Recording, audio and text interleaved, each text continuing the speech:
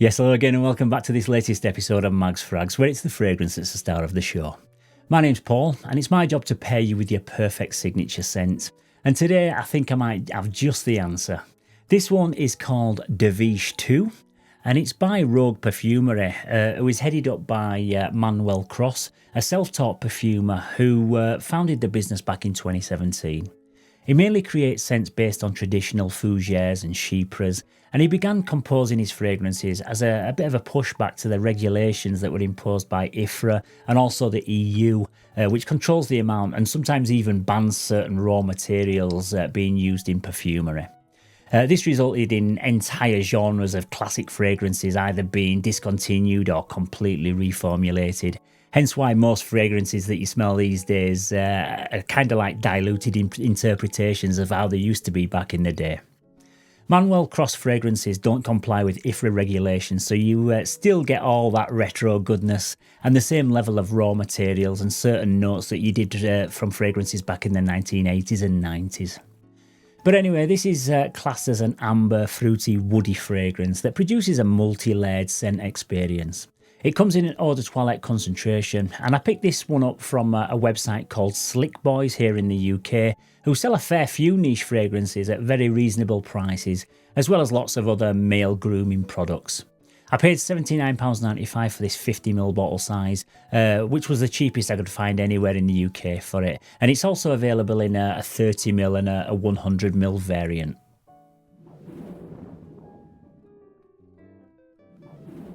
Okay, so into the presentation, and the packaging is inspired by a 1920s Art Deco theme. The box is matte black, and it features the logo in like a metallic chrome finish. Underneath that, you've got a sticker that contains the name of the fragrance, and then below that, you've got the size and the concentration. Around the back is lots of product information, but there doesn't seem to be any barcode or batch code anywhere on the box or on the bottle for that matter. The bottle presentation is okay, and it comes in a clear glass design which reveals the amber colour juice inside. Again, you get a sticker on the front and a lightweight plastic click-on cap. You get a gold atomizer that delivers a nice little short, sharp blast of juice. And it does, overall, I'd say the presentation does have more of a handmade quality about it. And it's like someone's bottled it and labelled it at home. It doesn't have anywhere near the same level of quality and attention to detail as lots of other niche brands, and it does feel slightly more on the cheaply put together side, but all that's by the by because the scent itself more than makes up for it.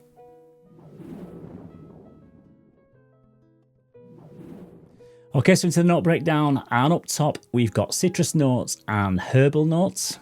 In the heart we've got vanilla and fruity notes, and the base consists of amber, agar wood and musk.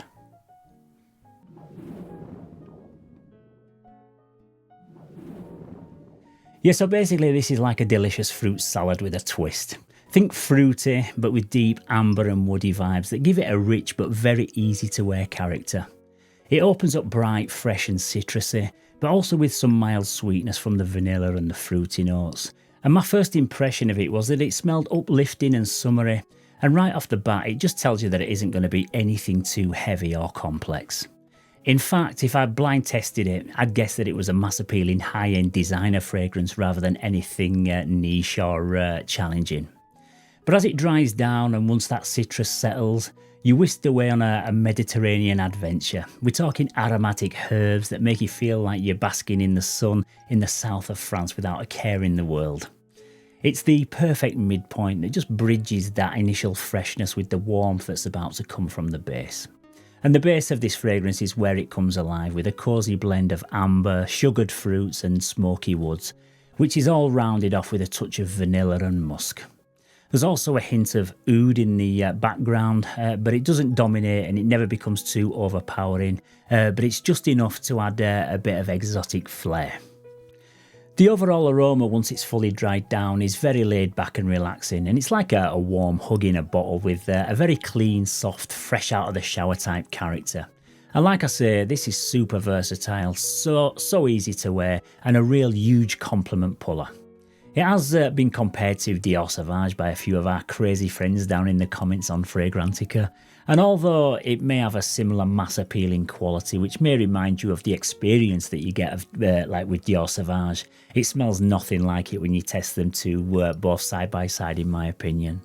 But what I will say is that both fragrances marry traditional with contemporary ingredients, and both are real gentleman's scents with an elegant and timeless character. But that's as far as I'd go in terms of comparing the two.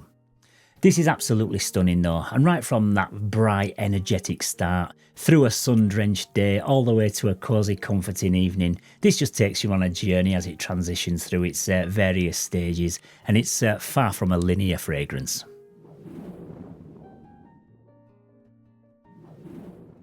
Yeah, this is about as versatile as you could possibly ever get with any fragrance. You could wear it dressed up for a formal event or a night out, but it'd also work just as well to wear casually during the day or as a work or office scent. It's fine to reach for all year round, and it'd make for the perfect one-bottle signature scent. I also think it's perfectly suitable for guys of any age to wear, so yeah, pretty much the perfect all-rounder.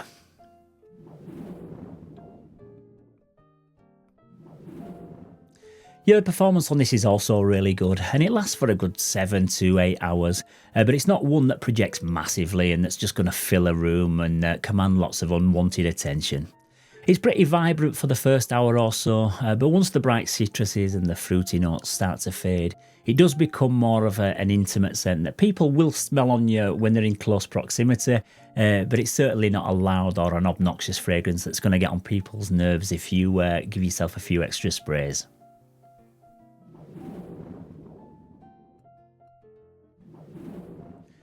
Yeah, this is an absolute masterpiece, and if you can get your hands on a bottle, then I couldn't recommend it enough.